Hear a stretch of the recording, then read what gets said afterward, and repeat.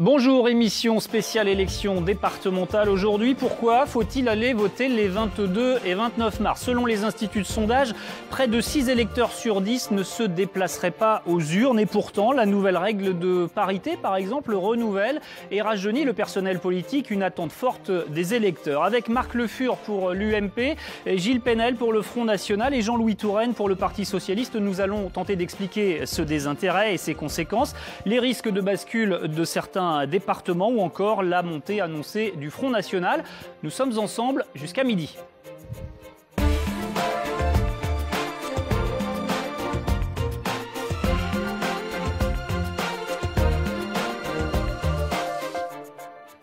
Bonjour messieurs, je fais les présentations rapidement. Jean-Louis Touraine, sénateur, président socialiste sortant du Conseil général d'Ille-et-Vilaine, vous ne vous représentez pas.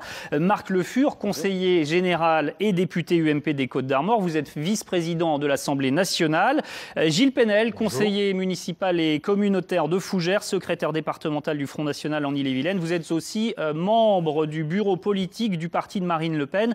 Et c'est bien à ce titre que vous participez à l'émission, puisque vous êtes le seul candidat aux prochaines élections départementales autour de cette table, mais dans un souci d'équité avec les autres candidats, nous n'évoquerons pas la campagne dans votre canton. Thomas Frinaud est avec nous également. Bonjour Thomas, bonjour. Politologue, vous interviendrez quand vous le souhaiterez dans cette émission. Je vous indique que vous pouvez réagir sur les réseaux sociaux pendant ce direct. On démarre avec ce sondage Opinionway Le Point qui annonce 56% d'abstention, ça grimpe d'élection en élection. Comment l'expliquez-vous? Est-ce que les électeurs ont perdu confiance en l'action des élus, des politiques? Qui veut démarrer? Allez, Jean-Louis Touraine. Comme vous l'avez souligné, ce n'est pas un phénomène nouveau. Depuis plus de 20 ans, on voit une érosion de la participation des électeurs à chaque élection, quelle que soit l'élection. Alors on a des moments un peu plus intenses quand il y a du suspense sur les élections présidentielles, sur les élections municipales, mais même là, on voit qu'il y a une véritable érosion. Sans doute est-ce une espèce de discrédit qui est porté sur les hommes politiques, le peu de confiance qui est faite en direction des actions que l'on peut mener, de l'impuissance qu'on nous prête de régler un certain nombre de problèmes. Et puis aussi, sans doute, que notre politique dans ce pays manque de souffle. On n'est pas capable de rassembler autour d'une grande idée, d'une grande vision de la société, l'ensemble des électeurs. Du coup, ils sont dans l'aspiration quotidienne. Je n'ai pas satisfaction, par conséquent, je ne vais pas voter ou je vais me retourner contre le parti politique en question. Marc Le Fur, est-ce que vous partagez... Juste un dernier point, si vous me permettez, c'est parce que je trouve que il est normal qu'on accuse les hommes politiques de ne pas faire correctement leur boulot, mais je trouve que l'électeur devrait faire le sien, que c'est aussi une perte de civisme, sans doute une perte de son histoire, l'histoire vécue des conquêtes pour la démocratie, qui n'est pas respectée et qui est laissée un peu de côté. Alors justement, est-ce qu'il faut aller par exemple vers le vote obligatoire, comme le propose le député écologiste François de Rugy, là, il annonce un projet de loi? Je crois qu'on va assister à une très grande abstention. Pourquoi? Parce qu'on assiste au discrédit de la parole publique. On a un président de la République qui a été élu sur un certain nombre d'engagements qui dit le contraire. Comment voulez-vous que les gens y croient? On a une institution pour laquelle on va voter, le Conseil général, le Conseil départemental maintenant. Oui. On ne connaît pas aujourd'hui, ce n'est pas encore inscrit dans la loi, ses compétences. On nous a défini des nouveaux cantons alors que les électeurs nous disaient une chose, réduisez le nombre des élus. Nous l'avions fait avec le conseiller territorial, rappelez-vous-en à l'époque. Donc après, il ne faut pas s'étonner. Moi, je ne crois pas à l'obligation. Je crois simplement qu'il faut offrir à nos concitoyens des choix clairs, lisibles. Qu'est-ce que fait l'institution? Sur quoi on est responsable? Sur quoi on est sanctionné? Donc l'électeur sanctionne l'action de l'État et trop de flou dans la réforme territoriale et les attributions des futurs conseillers. Et le discrédit de la parole publique. Gilles président de la République en tête. Sur ce sujet. Moi, je pense que c'est révélateur d'une grave crise politique que connaît notre pays. C'est la responsabilité de cette grave crise politique, c'est ceux qui ont gouverné ce pays. Alors j'entends M. Le Fur qui nous dit le président de la République a fait des promesses, il ne tient pas ses promesses. Mais non, il fait le contraire. Le président de la République précédent, M. Sarkozy, avait aussi fait des promesses et n'a pas tenu ces promesses. Donc je pense que les responsables de l'abstention, c'est ceux qui ont gouverné ce pays, l'UMP et le PS. Moi, je pense qu'il y a une espérance, il y a une occasion de réveiller le civisme dans ce pays, et c'est le Front National qui le fait. D'ailleurs, il est au centre du débat. Ça prouve qu'il y a un débat politique en France, et ce débat politique, il existe grâce au Front National, qui est finalement le rempart contre l'abstention. Mais vous êtes très présent. Avec ou sans vous, l'abstention, elle est là? Non, parce que je pense que cette abstention, elle est assez ancienne, comme on vient de le dire, mais je pense qu'elle sera peut-être moins forte qu'on le croit. Je pense qu'il y a une partie du peuple français qui va, et particulièrement en Bretagne, qui va aller voter pour sanctionner la classe politique UMPS et pour voter Front National. Je crois que nous réveillons les électeurs. On ne va pas faire le débat parlementaire avant l'heure, mais très rapidement, le vote obligatoire, oui ou non, est-ce que c'est une bonne... Juste un point quand même, je crois que remettre le Front National au centre de toutes les préoccupations des Français est un peu excessif. C'est vrai que les journalistes y apportent leur contribution. Non, pas seulement M. Valls, c'est aussi vous d'ailleurs qui venez de le dire. D'autre part, il y a quand même une espèce de paradoxe dans cette campagne électorale, c'est qu'on a affaire, si ce n'était pas aussi sérieux, je dirais que c'est une blague un peu dramatique. On a des candidats du Front National qui sont des candidats fantômes, on ne les voit nulle part. On va parler, Jean-Louis Touraine, on va parler du Front National, il y a un chapitre dans cette émission qui est dédié, mais dites-moi les uns les autres très rapidement, en 10 secondes, oui ou non, faut-il un vote obligatoire? Vous en pensez quoi, très rapidement? C'est vraiment la mauvaise réponse. C'est la réponse jacobine. Vu de Paris, on va dire aux gens allez voter, puis un policier va les amener pour voter. Tout ça est absurde. Oui, non, peut-être pas quand même, mais disons que dans d'autres pays, il y a une petite amende quand on n'y va pas. Moi, je considère que si les hommes politiques savent expliquer, savent parler, savent offrir des choix clairs, les gens iront voter. Jean-Louis Touraine. Et ça sera beaucoup mieux. Oui ou non? J'aimerais partager cet optimisme, mais je vois bien que l'histoire dit le contraire de ce qu'affirme Marc Le Fur, qui a de moins en moins de participation. Je crois qu'il faut l'examiner. Ça existe dans d'autres pays, ça existe en Belgique, ça ne marche pas si mal. Est-ce que, tout compte fait, puisque faute de pouvoir convaincre d'aller voter, est-ce qu'il ne faut pas trouver des moyens un peu plus coercitifs? Non, je suis opposé au vote obligatoire. Je pense qu'il faut redonner ces lettres de noblesse à la politique. Il faut de nouveau s'adresser aux Français et ne pas leur mentir et ne pas les trahir. Et je pense qu'ils iront voter de nouveau. Alors, il y a un nouveau mode de scrutin. Parlons-en maintenant, si vous voulez bien. Le nombre de cantons a été divisé par 2 et donc ils ont été considérablement agrandis. Là aussi, c'est un risque de démobilisation, finalement, que les électeurs ne connaissent pas bien leurs candidats, puisqu'ils sont parfois plus éloignés. Oui, on les éloigne, on les rend plus anonymes, on les rend plus distants. C'est une très mauvaise réforme. Nous avions, nous, une réforme très simple, consistant à créer un conseiller territorial qui aurait géré à la fois le département et la région, et on allait vers un rapprochement des deux. Ce que nous disent nos concitoyens, c'est qu'il y a trop d'empilement de compétences, et donc par là même trop de dépenses publiques. Nous avons vraiment loupé une occasion de réduire la dépense publique et donc de réduire l'impôt. Mais il y avait quand même un gros déséquilibre de population aussi dans les cantons. On allait de 1 à 36 en Bretagne, par exemple, dans le Finistère. Sur le marché ce matin, c'est son Sévigné. Que nous disent les gens? Trop d'impôts, trop de contraintes. Nous avions là une occasion de faire évoluer les choses. On a complètement lougé. On a augmenté le nombre de nos élus intermédiaires. C'est ça qu'il faut retenir. Attendez, on ne Jean-Louis pas Touraine. dire ce genre de choses. Sur le mode d'élection, il y avait une nécessité que vous avez rappelée vous-même, à savoir que nous avions des écarts entre certains cantons qui allaient de 1 à 40 dans certains départements. C'est quand même pas la représentation démocratique la plus achevée. D'autre part, la volonté d'introduire la parité, parce que c'est dans les conseils généraux qu'il y a sans doute le moins de femmes, ça me paraît aussi l'expression de la démocratie. Et puis enfin, garder la proximité pour ne pas avoir des scrutins de liste comme au régional, pour que chaque électeur sache à qui il a affaire et qu'il puisse le rencontrer. Tout ça, elle a beaucoup perdu dans cette affaire, vous le savez bien. Elle a perdu parce qu'il a fallu répondre à cette nécessité.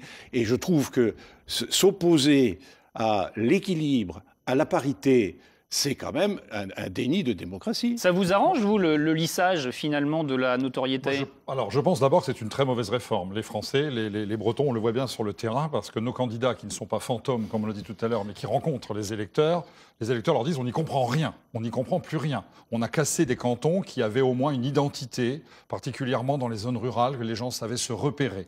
Cette réforme est très mauvaise. Elle a été faite aussi dans la précipitation.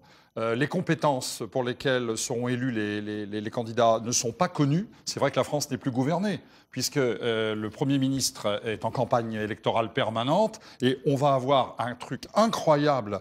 Je crois que c'est la première fois dans l'histoire de la République où, à quelques jours d'un scrutin, on ne connaît pas les compétences des futurs élus. Ça prouve que la déliquescence du gouvernement actuel, qui préfère combattre le Front National en permanence, que de régler les problèmes. Alors les cantons maintenant sont très grands, les sortants sont sortants sur une toute petite partie du canton, les gens ne s'y retrouvent pas et ça va contribuer peut-être effectivement à l'abstention. C'est une très mauvaise réforme, comme tout ce qu'a fait ce gouvernement. Un exemple de déficit de... C'est nous qui attaquons en permanence le Front National, mais vous passez votre temps à dire du mal des autres sans jamais dire ce que vous allez faire vous.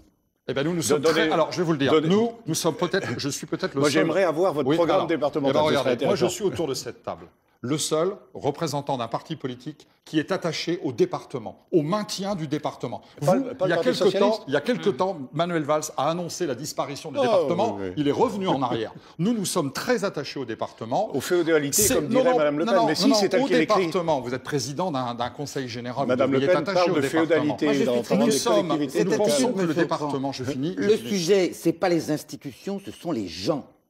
Le sujet, c'est l'efficacité de nos services publics. Non, le département sujet, c'est que nos électeurs contribuables veulent des services qui marchent, qui fonctionnent, qui soient le moins cher possible. Et ils veulent également que le monde rural cesse d'être oublié. Oui. C'est le véritable oubli dans cette affaire, c'est le monde rural. Alors, M. Valls, quelques jours avant les élections, commence à se dire « Ah, c'est vrai, on n'a pas parlé du monde rural pendant 2 ans et demi, il est temps de s'y mettre. » Et je vais vous dire les choses très simplement. M. Valls, il bat la campagne, mais la campagne va le battre. Oui. Mais c'est le Front National qui est au centre de la campagne, dans tous les sens du mot d'ailleurs. Mais non, c'est une campagne locale. Je ferai campagne jusqu'au bout pour mobiliser sans relâche. Voilà la réponse du Premier ministre. Sur le déficit de popularité, on a un reportage justement sur ce thème.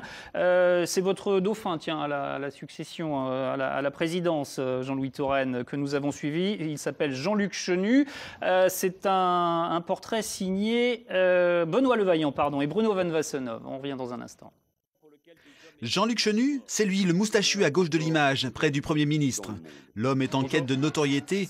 Élu local de longue date, maire d'Ureux, vice-président de Rennes Métropole, il reste pourtant assez anonyme dans son propre canton, comme ici, au marché de Mordel. Bonjour. Monsieur Chenu, vous avez jamais entendu parler de lui? Jamais. Non, pas encore. Je suis désolée, je ne connais pas. Bah non, c'est vrai qu'on ne le connaît pas trop, c'est sûr et certain, hein. Ça c'est sûr. Bonjour Armel, comment va? Très bien. Bonjour Jean-Luc Chenu. Oui, je sais. Bonjour. Je connais. Jean-Luc Chenu va devoir battre la campagne pour se faire mieux connaître. L'exercice ne lui fait pas peur. Je suis quand même élu local depuis presque 20 ans, maire depuis bientôt 15 ans. Le contact, on l'a pratiqué, on le fait régulièrement, et que ce soit dans un cadre individualisé comme un marché ou dans le cadre aussi collectif des réunions publiques, je pense qu'on a montré une capacité, y compris parfois à expliquer pourquoi on ne va pas faire ce qu'on nous demande de faire. On l'a compris, la tête de liste PS en Ille-et-Vilaine est plus un homme de dossier qu'une personnalité médiatique. Dans sa mairie, comme à Rennes Métropole, cet ancien directeur des ressources humaines d'un organisme HLM est connu pour son obsession de l'équité sociale et surtout sa gestion rigoureuse des deniers publics. Défaut d'une réaction, on va être amené à ce moment-là à reconsidérer la convention, qu'on ne pourra pas geler ce terrain. Déjà conseiller général, il aime rappeler que l'Ille-et-Vilaine arrive seulement à la 77e place sur 100 départements pour la pression fiscale. Pour lui, la campagne des départementales est un vrai test politique. Nous avons un bilan extrêmement solide et donc simplement le préserver dans un contexte budgétaire difficile, c'est déjà un beau challenge. Et puis toujours une attention particulière aux problématiques d'égalité des chances et aux problématiques également de encore plus grande implication des citoyens dans la vie du département. Le discret Jean-Luc Chenu a été désigné par ses pairs pour passer de l'ombre à la lumière. Il se dit fier et prêt. Le 29 mars, jour du deuxième tour, il fêtera ses 55 ans. Heureux présage, l'avenir le dira bientôt. Voilà, et sur ce déficit de notoriété, vous vous êtes déjà exprimé. Je vais juste rajouter, parler des autres candidats dans ce canton de Jean-Luc Chenu pour un souci d'équité. Donc Jean-Luc Chenu fait équipe avec Armel Billard pour le Parti Socialiste. Marie Deblic et Arnaud Desminières sont les candidats de l'Union de la droite et du centre. Catel, Autray, Cormier et Florian Pinel font campagne pour Europe Écologie Les Verts. Et Alexandre Grillon et Daniel Guedeux pour le Front National. Une autre nouveauté dans ce scrutin, on en a dit un tout petit mot, mais c'est la parité avec ce chiffre édifiant, 16,3% de femmes dans les conseils généraux de France en moyenne.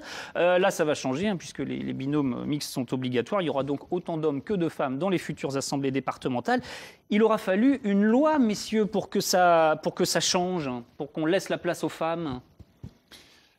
Comme il a fallu introduire des quotas, parce que c'est pas naturel, c'est pas, nous avons les uns et les autres des tentations de garder les pouvoirs quand nous l'avons. C'est une tentation bien humaine. Il faut donc trouver des moyens de contraindre. Et c'est un progrès considérable qui est fait cette fois-ci. Et objectivement, est-ce que vous avez senti dans vos formations politiques des hommes qui ont eu du mal à se dire bon ben là il faut que je lâche l'affaire pour la laisser à une femme, quoi?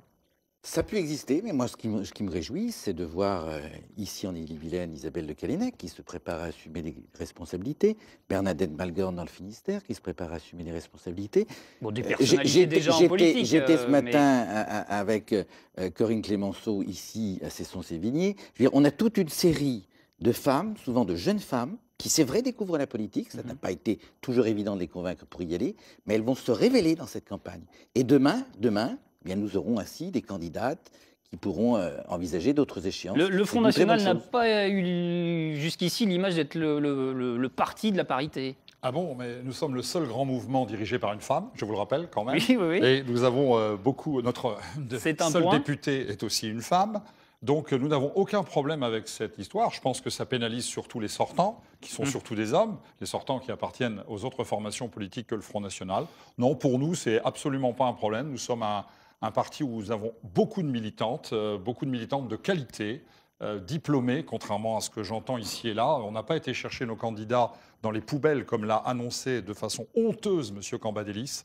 Nous avons des femmes diplômées, professeurs, chefs d'entreprise, commerçantes. Et nous trouvons que c'est une très bonne chose qu'il y ait beaucoup de femmes en politique. Ça avait été un mauvais message quand même que vous puissiez prendre la place d'une femme au Parlement européen.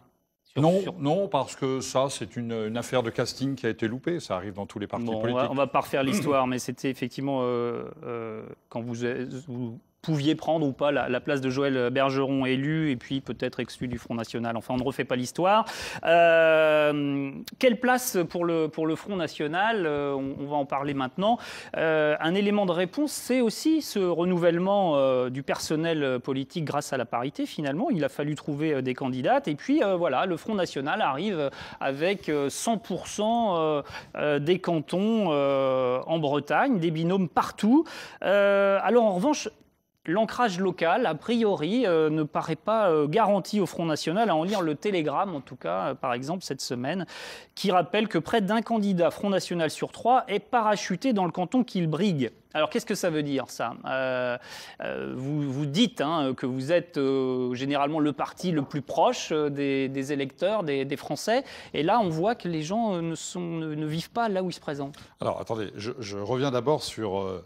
la première victoire politique du Front National, c'est d'avoir réussi en Bretagne, j'insiste bien, il suffit de regarder en 2011 la situation, à présenter des candidats dans les 102 cantons de Bretagne. D'accord, maintenant la question c'est à quel prix, quelle concession avez-vous pu faire? On parle d'une élection départementale, d'accord, oui, pour élire une assemblée départementale. Le canton tel qu'il existait autrefois comme lieu d'enracinement et d'identité, je l'ai précisé tout à l'heure, a été explosé par la réforme.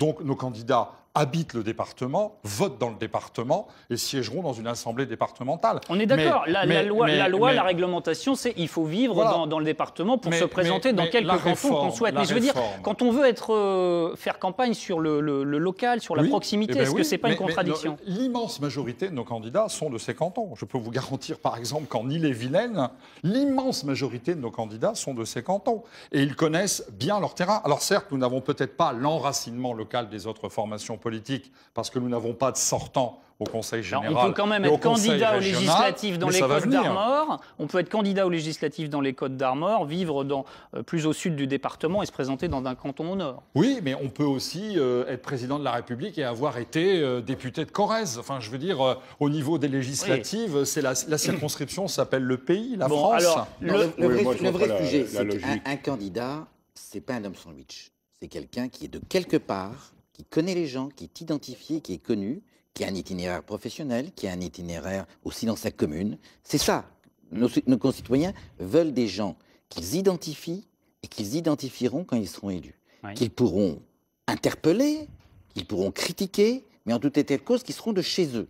Et je crois que là, pour le coup, le Front National commet un contresens, me semble-t-il, en mettant des hommes sandwich et en mettant le même programme partout. Le même programme partout. En Moselle, en Ardèche, en Bretagne, c'est la même chose.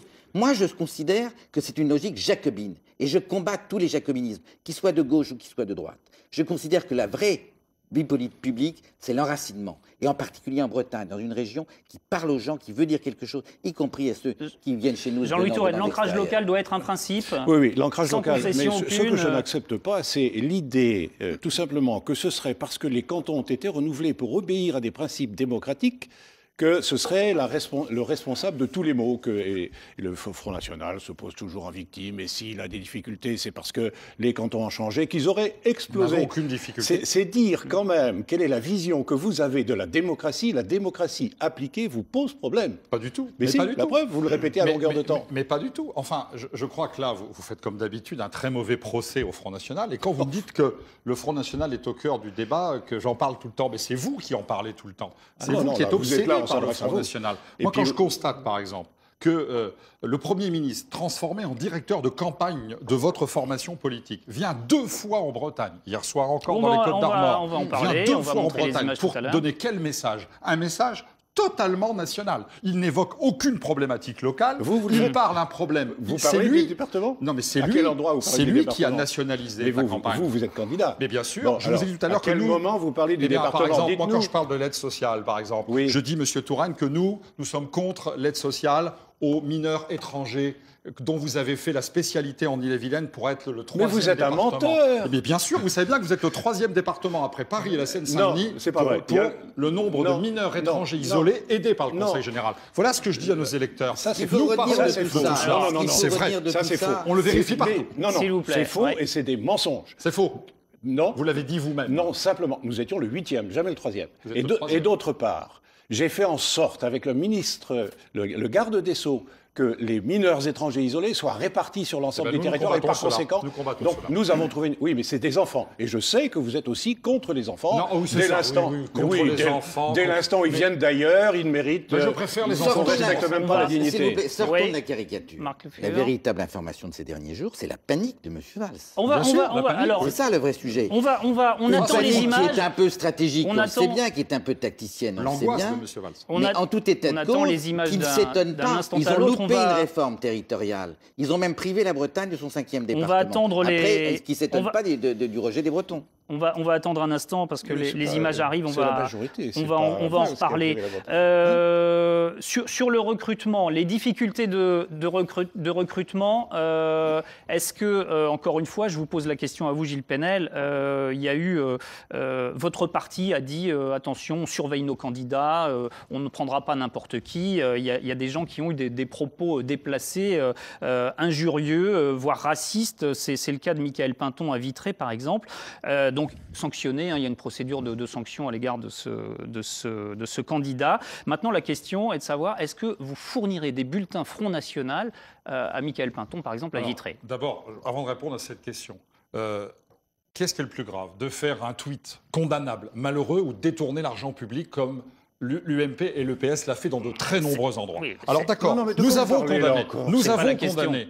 En tant que collaborateur, nous avons condamné. À Strasbourg, j'ai condamné ces propos. Je viens de le rappeler. Maintenant, ce que j'aimerais savoir, c'est est-ce qu'il y aura des bulletins Front National? Oui, il y aura des bulletins Front National, parce que les électeurs du Front National n'ont pas à être privés d'une candidature Front National. Il y a aussi Madame Béthune qui est là en tant que candidate. Et puis la procédure de l'élection était terminée juridiquement, bien sûr. Mais moi, je préfère condamner sévèrement quelqu'un qui a tenu, c'est vrai, un propos qui n'est pas correct. Donc peut-être l'exclurez-vous, c'est pas encore décidé, mais vous le soutenez jusqu'au bout dans cette élection et vous lui donnerez des bulletins. Nous, au Front National, à la différence des autres de la classe politique, lorsque nous avons un problème avec quelqu'un, il est souvent exclu. Tandis qu'on a de multiples exemples, à l'UMP ou au PS, de gens qui ont été, d'élus qui ont été condamnés par les tribunaux et qui ont été maintenus. Je pourrais les citer, mais l'heure ne suffirait pas tellement ils sont nombreux en France. En tout cas, vous êtes clair avec vos électeurs et ça se mérite là.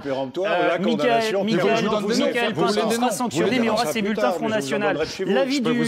L'avis du politologue, maintenant, le Front National peut-il espérer remporter des cantons en Bretagne? Et puis je dirais plus globalement, comment les cartes peuvent se redistribuer?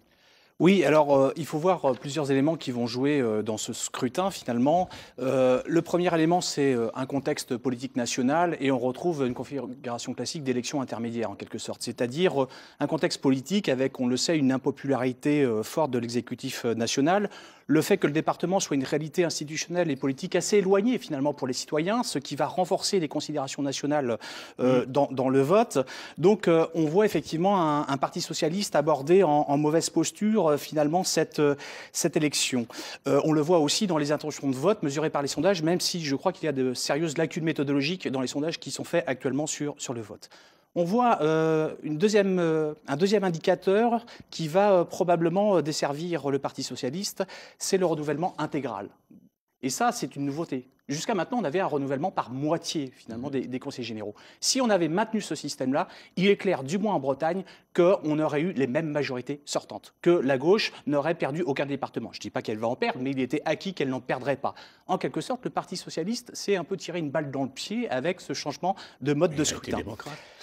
Je ne dis pas qu'il a eu tort. Je dis simplement que d'un point de vue stratégique, aujourd'hui, ça le dessert, mais ça peut le servir demain. Attention. Hein. Ils ont voulu faire un coup politique, ça va se tourner contre eux. Non, c'est exactement ça. C'est exactement ça. On va refaire l'histoire. C'est exactement ça. Par deux fois, le gouvernement socialiste a décidé qu'il y aurait un renouvellement intégral. Par deux fois de suite, la droite est revenue au pouvoir. C'est pas le renouvellement intégral, vous savez bien. La droite est revenue au pouvoir. Il fallait saisir l'occasion de la réforme annuler pour approcher départements et régions. Non, d'accord. Pour qu'il y ait moins d'impôts.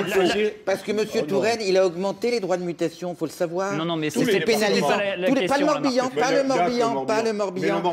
On va parler de la gestion tout à l'heure. Thomas, pas le Morbihan. Thomas, terminez, s'il vous plaît. Et c'est vous qui avez suggéré ces réformes. S'il vous plaît, laissez Thomas Frino livrer son analyse. Donc un changement de mode de scrutin qui dessert avec quand même un ancrage local, car vous le disiez tout à l'heure, finalement on a fait exploser l'ancrage local, ce qui ne me semble pas tout à fait vrai, puisque la féminisation des assemblées devait aboutir soit finalement à établir un scrutin de liste départemental comme aux élections régionales, et là on aurait effectivement eu quelque chose d'un petit peu hors sol. Le choix qui a été fait est d'articuler la féminisation en conservant une forme d'ancrage local. Le troisième élément que l'on constate, c'est finalement qu'il y a une faible dispersion de manière générale des candidatures, c'est-à-dire que le nombre moyen de binômes qui seront présentés par circonscription électorale va être à peine de 4,5. Mais ce que l'on constate, c'est que la dispersion va être plus forte à gauche, une plus forte division qu'à droite, du moins dans la droite gouvernementale classique. Et là encore, ça peut desservir en quelque sorte le Parti socialiste pour accéder au second tour. Et puis, il y a ce redécoupage qui finalement est à double tranchant, quand vous regardez. Car les nouvelles circonscriptions, d'un côté, vont mieux représenter les territoires à dominante urbaine. Il y avait une surreprésentation des territoires à dominante rurale, historiquement, pour les départements. La sociologie du vote urbain fait que cette évolution est plus favorable, a priori, à la gauche. Mais dans le même temps, dans ce nouveau mode de scrutin, il y a moins de circonscriptions. Il y a des circonscriptions plus larges et moins de circonscriptions. Or, cette dynamique, du point de vue des scrutins de type majoritaire, a plutôt tendance à favoriser ceux qui sont devant que ceux qui sont derrière. Donc là, on a quelque chose à double tranchant. Donc, in fine, on a un parti socialiste qui craint un peu la débâcle historique de 1992 aux élections départementales. On a une droite et un centre qui, sans faire des scores exceptionnels, devraient en quelque sorte rafler la mise, si vous voulez. Et puis, on a un Front National, effectivement, à qui tout semble sourire. Mais si jamais vague frontiste il y a dans les urnes au premier tour, en termes de sièges, je pense qu'on aura plutôt, vous savez, ce qu'on appelle le mascaret en Aquitaine, c'est-à-dire une vaguelette qui remonte l'estuaire de la Gironde, je crois. C'est-à-dire que la configuration politique, au second tour, va rester, du moins en Bretagne, compliquée, parce qu'il y aura peu de triangulaires, il y aura beaucoup de duels. Or, en Bretagne, est-ce que le FN aura suffisamment de réserve de voix dans l'entre-deux tours pour gagner des duels au second tour? Rien n'est moins sûr. Bon, merci beaucoup Thomas. J'ajouterais que ces départementales sont aussi une répétition pour les régionales du mois de décembre. Le Front National voit même jusqu'à la présidentielle. Alors c'est peut-être un peu loin, mais bon, il mène sa campagne sur des thèmes de politique nationale. C'est ce qui ressortait clairement lors d'un meeting à Saint-Malo avec la députée européenne Marion Maréchal Le Pen, reportage d'Adélaïde Castier et Marc-André Mouchet. On revient juste après. Acclamée par 600 personnes, Marion Maréchal Le Pen fait son entrée dans la salle de réception. C'est une première, le Front National va présenter des candidats dans tous les cantons bretons aux prochaines élections départementales. Les militants se sentent donc forts, ils l'affichent, le Front National, premier parti de France. Voilà le slogan pour accrocher. Depuis combien de temps vous avez envie de soutenir le Front National? Depuis le jour de ma naissance, c'est simple. L'important, c'est de défendre les idées de Marion, changer la France. Je pense que les campagnes françaises aimeraient bien bénéficier du 10e de l'attention politique et médiatique dont bénéficient aujourd'hui les banlieues françaises. Opposer le monde rural et le monde des banlieues. En Bretagne, le Front National n'a jamais réalisé de score fracassant. Alors Marion Maréchal sort une arme de choix, s'adresser aux victimes les plus visibles de la crise économique. C'est une terre à conquérir parce que c'est, pour une grande partie d'entre elles, une terre des oubliés, cette terre maritime ou de la ruralité. Des populations qui sont sensibles aux thématiques que nous développons, en particulier sur la question européenne, et qui donc, heurtées, si je peux vous dire, par le principe de réalité, finissent par nous rejoindre. Si le Front National est en campagne pour des mandats locaux, le parti ne s'en cache pas. Ces élections sont avant tout un tremplin pour les présidentielles de 2017. Voilà, alors premier tour des régionales, ces élections, Jean-Louis Touraine. Toute élection est un premier tour de l'élection suivante. C'est vrai que l'implantation locale est déterminante après pour des élections plus nationales. Je n'apprendrai rien à personne en disant ça. C'est la raison pour laquelle, d'ailleurs, il importe aussi que nous soyons présents et que nous soyons capables d'impulser les politiques telles que nous les avons menées pour convaincre la population que les choix que nous avons faits sont les meilleurs choix possibles. J'ajoute que aujourd'hui, ça a été signalé tout à l'heure, nous sommes dans l'impopularité. C'est vrai qu'au niveau national, mais il s'agit de juger de la gestion départementale, savoir si elle a été bonne, si elle a correspondu aux attentes, si elle a fait évoluer la population, et de savoir si le projet qui est présenté est compatible avec les adhésions, avec l'adhésion des gens. Mais sur les thèmes, on a entendu parler là de la ruralité dans ce reportage. Alors ça, c'est pas en Ille-et-Vilaine qu'il faut dire ça. Vous connaissez la ruralité, vous, Marc Le Fur.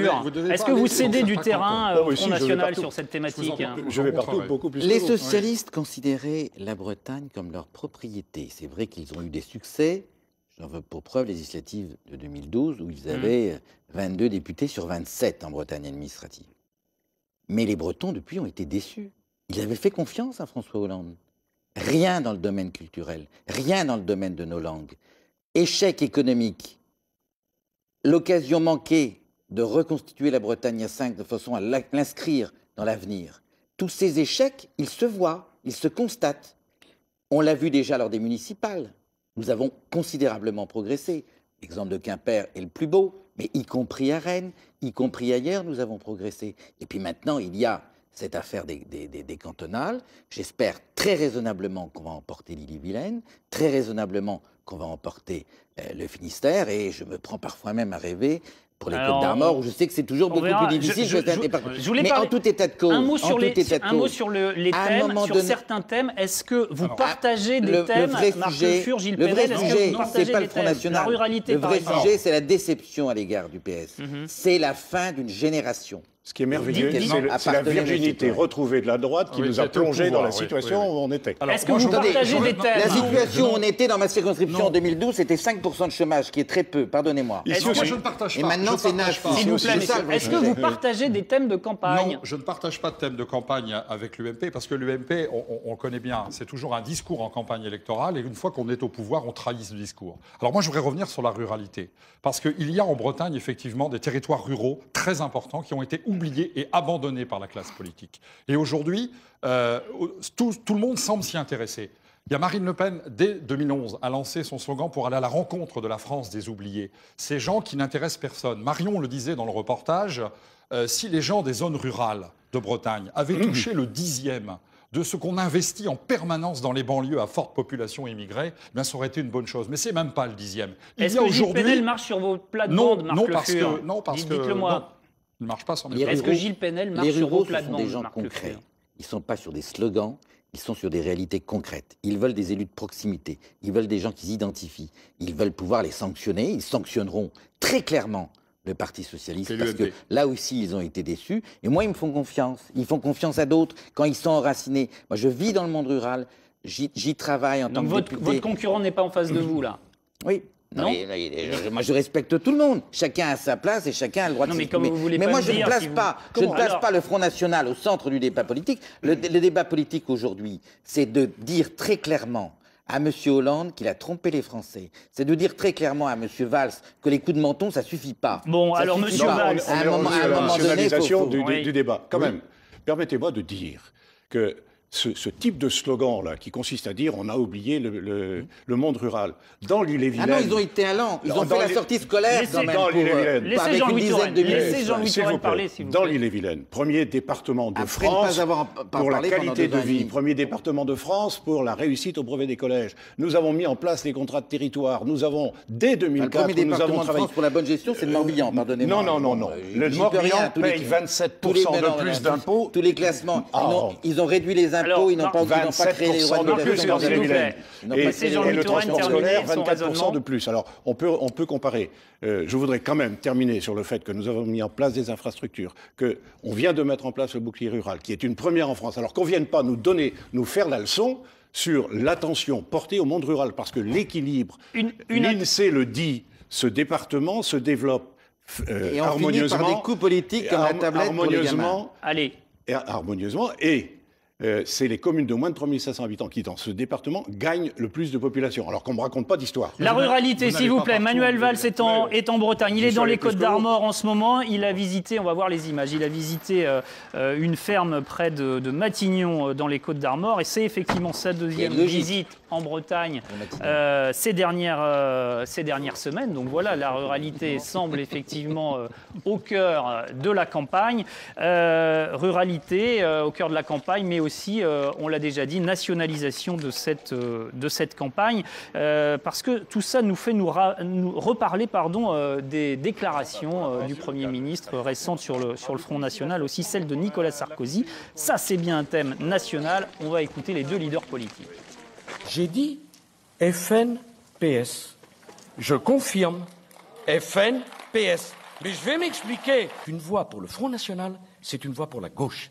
Au moins c'est clair, au moins c'est précis et personne ne pourra me reprocher l'ambiguïté. J'ai peur pour mon pays. J'ai peur qu'il se fracasse face contre le Front National. Et c'est pour ça que la gauche part totalement désunie. Et donc, parce qu'ils n'entendent pas votre message de ce point de vue-là. Essayons de nous hisser à la hauteur de ces enjeux. Le Front National, messieurs les journalistes, mais à travers vous, je m'adresse à mes compatriotes, à 30%, c'est d'une extrême gravité. C'est pour notre pays qui n'a jamais connu cela. Voilà, alors on va essayer, ça a déjà été beaucoup commenté, donc on va essayer d'en parler peut-être un peu plus froidement. Pourquoi Nicolas Sarkozy prend-il le risque de créer la confusion en parlant de FNPS, Marc Le Fur? Mais si vous voulez, c'est pas nouveau. Mitterrand, il faisait déjà ça.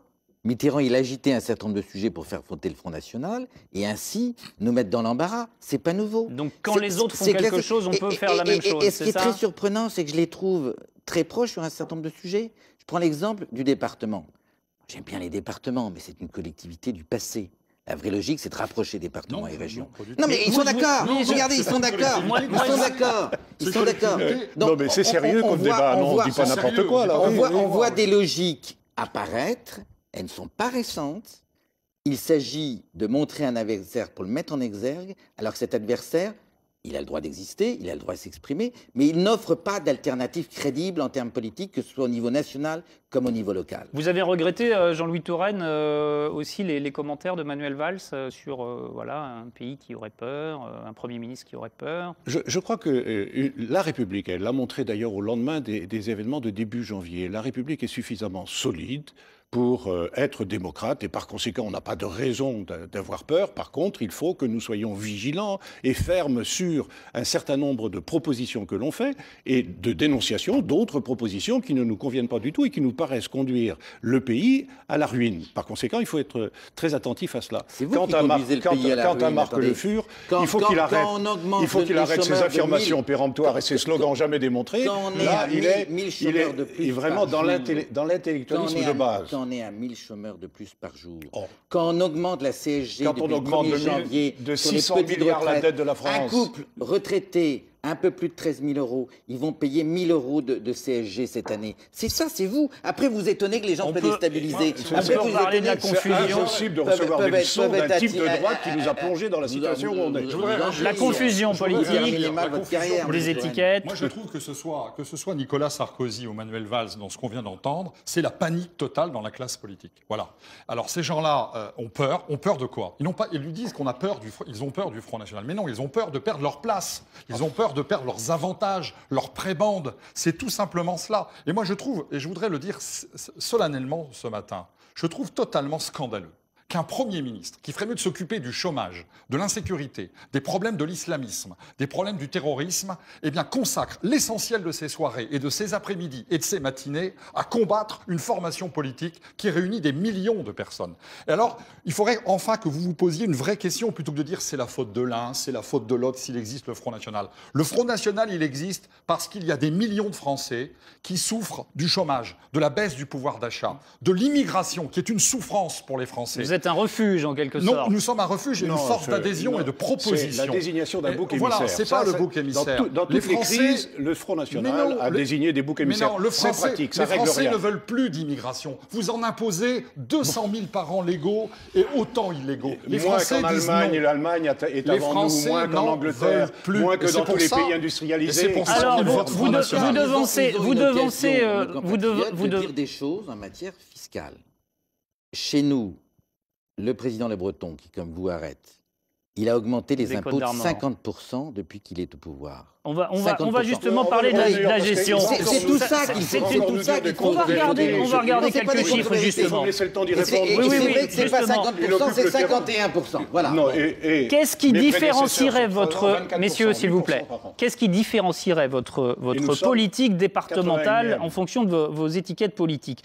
On va regarder justement un exemple, c'est la gestion dans le département à droite du Morbihan, dirigé par François Goulard. C'est un reportage d'Anthony Masto et Vincent Bars. Qu'est-ce qui différencierait votre gestion? On en parle après ce reportage. Pour l'instant, les départements bretons s'en sont plutôt bien sortis. La gestion de leur budget est même saluée par l'association Contribuables Associés qui, dans son Argus, leur a attribué des notes allant de 15 sur 20 pour les Côtes-d'Armor à 20 sur 20 pour l'Ille-et-Vilaine. Nous avons choisi de nous intéresser au Morbihan, 17 sur 20. Ce n'est pas la meilleure note, mais c'est le seul département français à avoir baissé son impôt sur le foncier bâti l'année dernière, moins 2%. Et ce, alors que déjà en 2013, la part moyenne des impôts et taxes reversés au département par les contribuables morbihanais, 544 €, était bien inférieure à la moyenne nationale. Quant à la dette, 294 € par habitant, elle est également beaucoup plus faible que dans la grande majorité des départements français.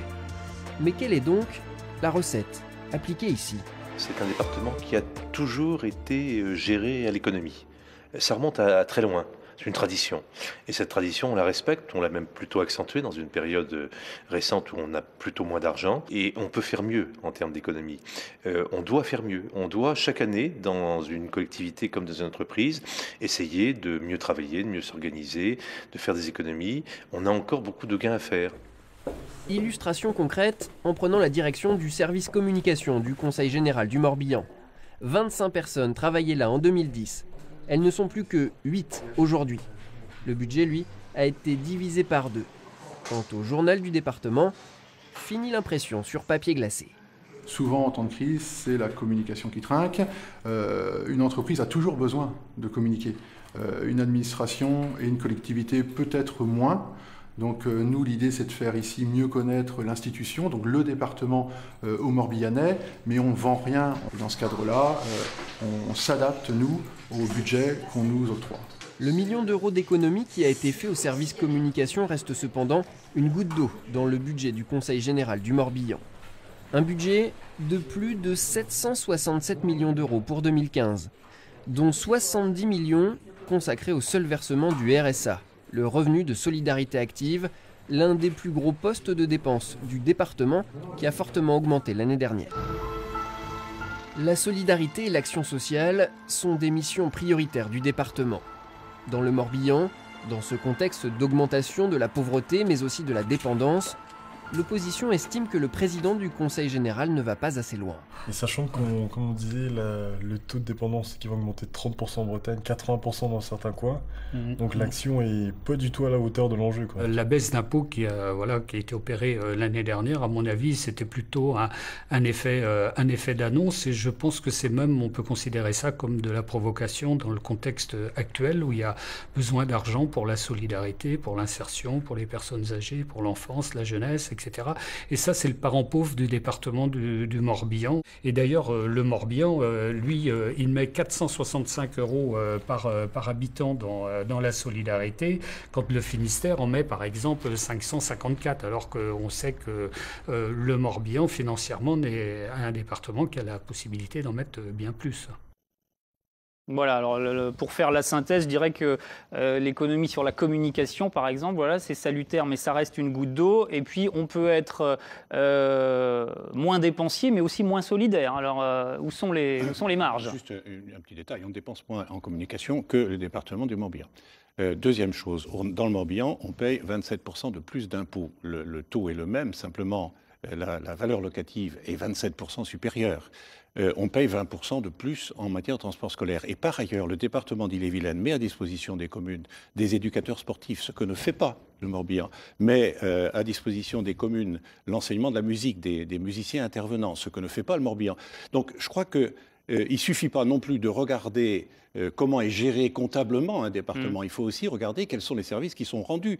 La solidarité, c'est ce que, justement, Thomas, là-dessus, on peut peut-être rajouter quelque chose là-dessus, c'est qu'effectivement, tous les départements ne font pas face aux mêmes données objectives, dirons-nous. Oui, parce qu'on peut toujours avoir des classements et des palmarès, mais finalement... selon que votre département est plus ou moins vieillissant, vous aurez plus ou moins d'allocations personnalisées d'autonomie à verser aux personnes âgées. Il y a des départements très ruraux, très vieillissants et finalement assez pauvres. Selon la situation du chômage, de l'emploi économique, vous aurez plus ou moins de RSA à verser aux individus. Et je dirais, selon le dynamisme même démographique de votre département, avec beaucoup de jeunes ou non, eh bien vous aurez plus ou moins de collèges à construire. Donc il faut faire un petit peu attention aussi à ces considérations autour de l'endettement, de la dépense, parce qu'il y a des situations qui s'imposent aussi aux collectivités. Et si les palmarès en termes de gestion représentent toujours une information utile, c'est une information partielle. Ça ne nous dit rien non plus, pour juger les politiques départementales et pour juger un bilan, ça ne nous dit rien de l'efficacité, de l'efficience, de la cohérence des politiques ou même de la pertinence. Donc je ne dis pas que ce n'est pas une information utile, elle l'est, mais elle n'est pas suffisante, il faut aller au-delà. Est-ce que c'est sur l'économie que vous voulez vous différencier aussi, Marc Le Fur? Est-ce qu'une gestion UMP-UDI... Sur la bonne gestion. Sur la bonne gestion tout court. Il y a des départements qui ont été mal gérés. Pardonnez-moi de citer l'exemple des Côtes d'Armor, augmentation des impôts depuis 98, 51%, augmentation de la dette souscrite en francs suisses. Ça veut dire que certaines années, on a payé des taux d'intérêt supérieurs à 20%. Ça, c'est la gestion socialiste. Beaucoup de communes sont dans... Il se trouve que c'est majoritairement des communes. C'est l'Ambal, c'est le Conseil général des Côtes d'Armor, c'est majoritairement des structures à gestion de gauche. Elles ne sont pas les seules, j'en conviens, mais il se trouve que c'est ainsi. Il y a un département... Les prêts toxiques, c'était Dexia. Oui, M. Le Breton était membre du conseil d'administration de Dexia. Bon, ça, c'est... Mais c'était la droite qui gérait. Alors, vous m'obligez de rappeler. Comment vous dites... Il y a aussi... C'est quoi en ce moment la situation économique? L'effondrement du secteur du bâtiment. Et c'est ce moment où que les socialistes choisissent pour augmenter les droits de mutation. Ça veut dire très concrètement dans les Côtes d'Armor, le département où les gens sont les plus modestes en Bretagne. Le prix d'acquisition de la maison en moyenne, c'est 130 000 €. Et là-dessus, on rajoute 1 000 € de droits de mutation pour permettre à M. Le Breton de payer ses frais de fonctionnement. C'est pas normal, c'est pas admissible, et c'est ça... C'est à cela qu'il faut dire non. Ce qui était admissible, c'était les transferts de charges de l'État, RSA, 11 milliards, effectivement, que l'État va prendre aux collectivités locales. Non. Vous le disiez à vos amis. Mais au moins le double de transferts. Messieurs, nous sommes plusieurs autour de la table. Gilles Penel, on vous avait suivi en formation de candidats, des candidats. Vous avez ce rôle de former les candidats. On ne va pas rediffuser le reportage, on l'a diffusé la semaine dernière. Mais j'en ai retenu que vous insistez beaucoup en disant à vos candidats, nous avons 3 I au Front National. Thème de campagne. Thème de campagne, immigration, insécurité, impôts. Alors, quelle déclinaison en faites-vous dans la gestion d'un département? Alors sur les impôts, par exemple. Pas seulement, sur l'immigration et l'insécurité aussi, mais aussi si on peut commencer par les impôts. Moi, je n'adhère pas du tout aux très bonnes notes que j'ai vues tout à l'heure, parce que quand on rencontre les gens sur le terrain, ils ne trouvent pas du tout que ces collectivités locales sont bien gérées. Au contraire, j'étais hier dans une assemblée générale de petits patrons du bâtiment. Ils ont tous le même discours, il y a trop d'impôts. trop d'impôts, que ce soit sous une gestion UMP oui, mais on parle du foncier bâti, par exemple. C'est bien le département.